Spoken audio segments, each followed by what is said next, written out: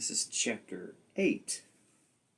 We're breaking this chapter into 3 parts. So this is part 1, the principles of conversation.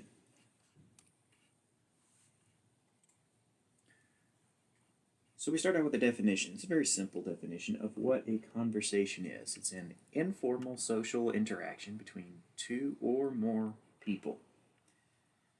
And conversations take place anywhere and everywhere. Basically, anytime people interact conversationally, conversations happen. Hence the terminology there.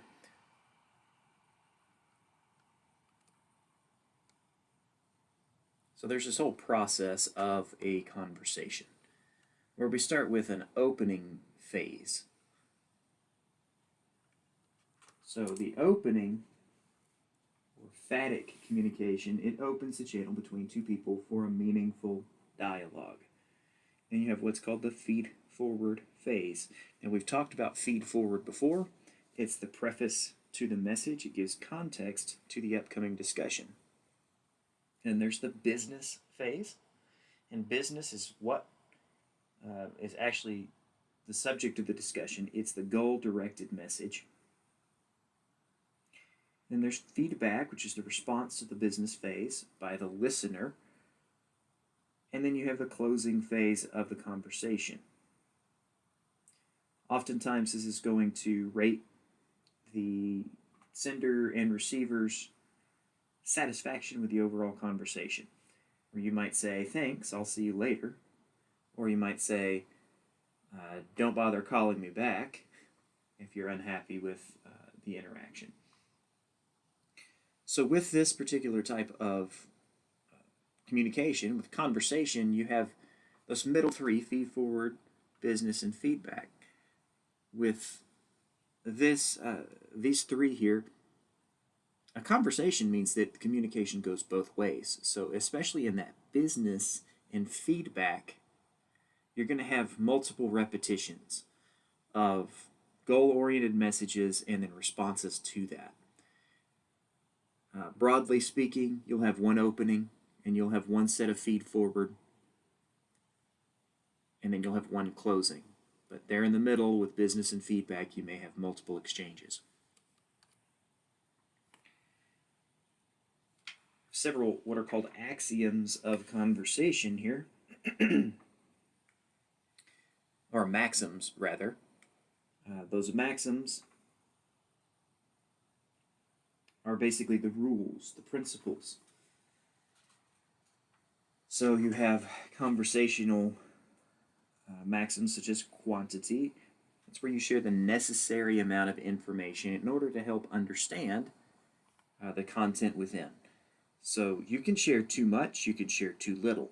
We all probably know those people that when they tell stories, they say way too much. They give you way too much information. They try to give you background that's not relevant.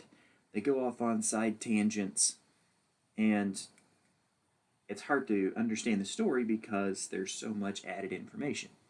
And then you have those other folks that forget to tell you certain important things or just assume that you know them already. So having the right quantity of information, of necessary information, is important in conversation. And of course, quality is also important. And here they really hone in on sharing true messages, sharing truth instead of falsehood. Because of course, if you're talking to someone that you know is a liar, you're not going to want to engage in conversation with them, or at the very least, you're not going to take their conversation seriously. And there's the maxim of relation. That's staying on topic with relevant and related comments.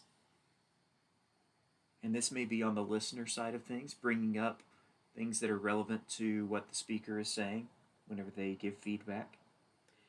And there's the maxim of manners. Consideration for how much the audience knows about the subject and then adjusting to that level of knowledge. So if you're talking to someone and you realize that you've lost them because they don't understand the ins and outs of something technical, maybe you back up and explain those things a little bit or ask, Have you heard about this before? And if they haven't, go back and explain some context for them. That's the manner side of things. Being polite about making sure they feel included.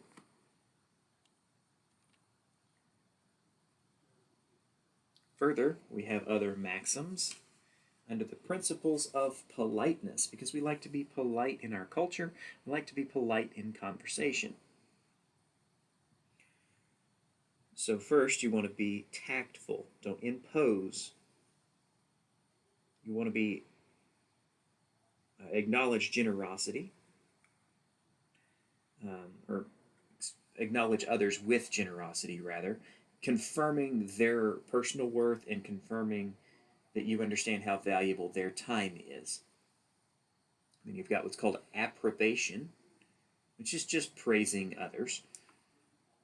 Modesty, downplaying praise received. Note that that doesn't mean that you avoid receiving praise. It means you downplay it. That's a different thing, and we'll come back to that in one of our later videos. There's agreement, finding agreements and downplaying disagreements throughout the conversation. So you may be talking to someone who has a different view of life than you do, different set of values, maybe different politics. But if you want to have a polite conversation with that person, you focus on the things that you agree on instead of the things that you disagree about. And then there is the maximum of sympathy, being supportive of an emotional state that your counterpart is in.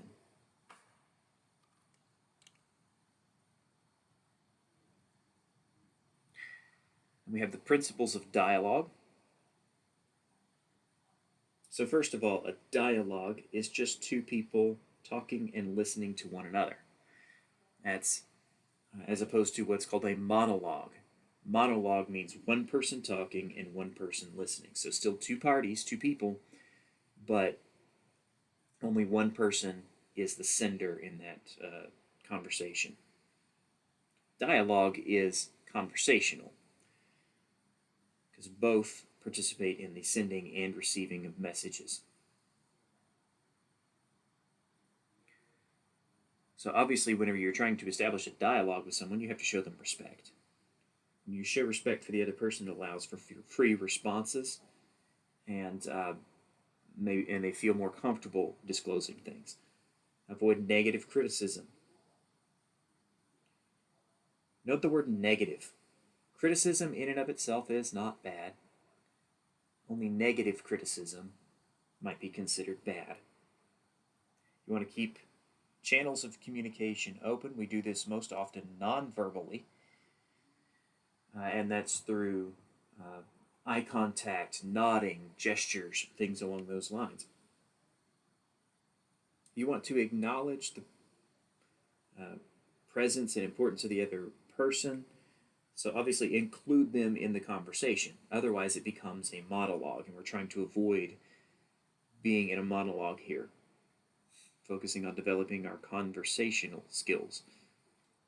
And then, of course, avoid manipulating the conversation, whether that's manipulation through deception or manipulation of just where the conversation goes to only talk about what you want to talk about. Typically, we try to avoid that in polite dialogue.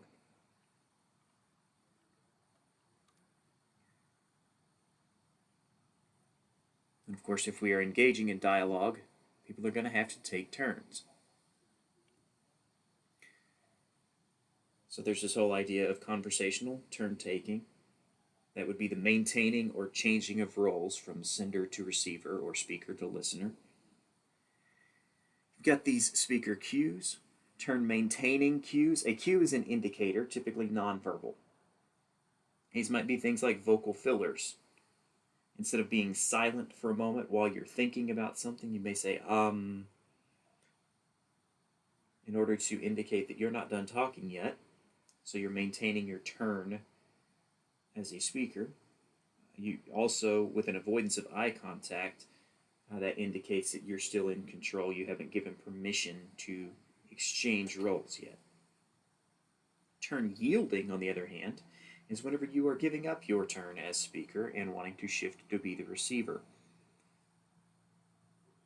So that can be like silence or dropping your tone off, letting your voice get deeper toward the end of a conversation or statement. Also, eye contact may basically act as a method of handing the baton off to the other participant in the conversation. Then there are listener cues. Whenever your counterpart wants to take over the conversation or wants to say something, maybe they just butt in and say, I'd like to say something. Or, if I could just say something, if I could butt in here.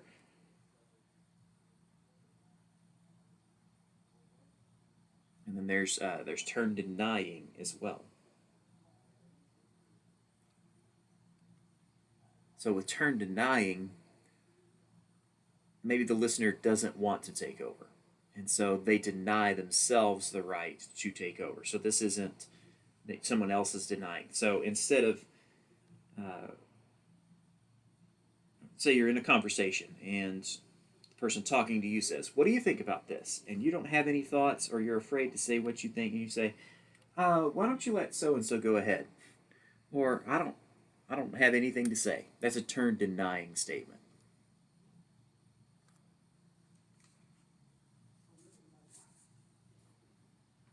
We have what are called back channeling cues. As you can see here, there are several different ones. They're typically also going to be nonverbal, indicating disagreement or agreement, whether nodding the head or shaking the head or rolling the eyes. They also indicate degrees of involvement within the conversation. The amount of eye contact you're sharing may vary.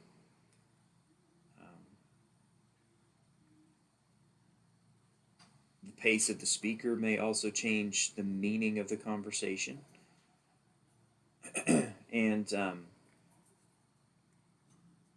sometimes we can indicate that we need something to be clarified, whether that's with a facial expression or with an actual statement.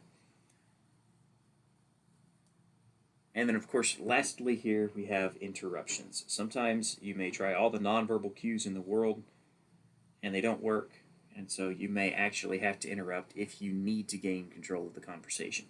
So it's an attempt to take over when we interrupt.